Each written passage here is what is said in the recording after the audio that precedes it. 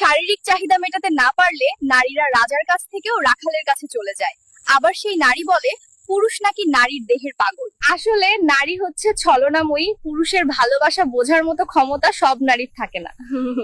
ঠিক বললাম তো? যে নারী আপনাকে বারবার সন্দেহে ফেলে, আপনার আত্মসম্মান কমায়, সে কখনো আপনার হবে না। ভালোবাসা তখনই সুন্দর যখন তা দুই দিক থেকেই আসে।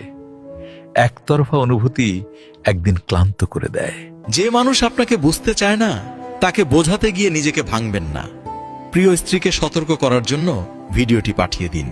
মানুষ কখন মন থেকে হারিয়ে যায় জানেন? যখন সত্যটা আপনি জানেন কিন্তু সে বারবার চেষ্টা করে আপনার সামনে মিথ্যা সাজাতে। এই আচরণেই একজন মানুষ মন থেকে চলে যায়, আর সে যাওয়া কখনো ফিরে আসে না, কারণ সত্যের সামনে মিথ্যা টিকতে পারে না। বেশিরভাগ মেয়েদের ডিভোর্স হয় এই তিনটি কারণে।